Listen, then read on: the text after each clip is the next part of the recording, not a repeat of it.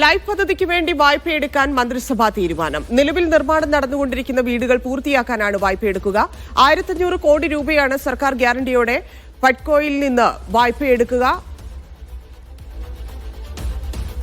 സൈഫുദ്ദീൻ ചേരുന്നു. സൈഫ്, വിവരങ്ങൾ.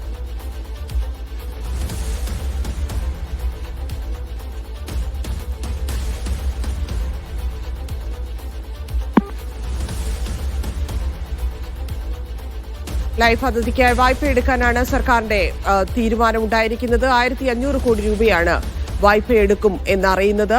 സർക്കാരിന്റെ ഗ്യാരണ്ടിയോടെ ഹഡ്കോയിൽ നിന്ന് വായ്പ എടുക്കാനാണ് സർക്കാർ ഉദ്ദേശിക്കുന്നത്.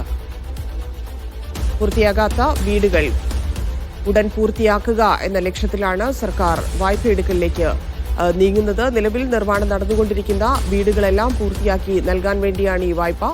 1500 കോടി രൂപയാണ് സർക്കാർ ഗ്യാരണ്ടിയോടെ വായ്പയെടുക്കുക.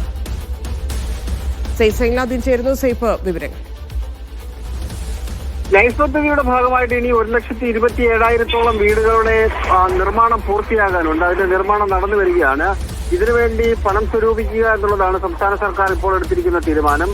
അതിന്റെ ഭാഗമായിട്ട് 1,100 കോടി രൂപ വിവിധ പട്ടികജാതി പട്ടികവർഗ വിഭാഗങ്ങൾക്ക് വേണ്ടി അടക്കം ഈ പണം സ്വരൂപിക്കുന്നുണ്ട്. അതിനൊപ്പം തന്നെ 400 കോടി രൂപ മറ്റൊരു വായ്പയായിട്ട് എടുക്കുന്നുണ്ട്. ഹഡ്കോയിൽ നിന്നാണ് വായ്പ എടുക്കുന്നത്. അങ്ങനെ 1,500 കോടി രൂപ ഈ വീടുകളുടെ നിർമ്മാണത്തിന് വേണ്ടി 1,27,601 വീടുകളുടെ നിർമ്മാണമാണ് പൂർത്തീകരിക്കാനുള്ളത്. ഈ വീടുകളുടെ നിർമ്മാണ പൂർത്തീകരണത്തിന് വേണ്ടിയാണ് ഈ 1,500 കോടി രൂപ വായ്പ എടുക്കാൻ വേണ്ടിയുള്ള തീരുമാനം മന്ത്രിസഭാ യോഗം എടുത്തിരിക്കുന്നത്. അടുത്ത നിയമസഭാ തെരഞ്ഞെടുപ്പിന് മുമ്പ് വീട് പൂർത്തീകരിക്കുക എന്നുള്ളതാണ് സംസ്ഥാന സർക്കാർ എടുത്തിരിക്കുന്ന തീരുമാനം. ധന്യ.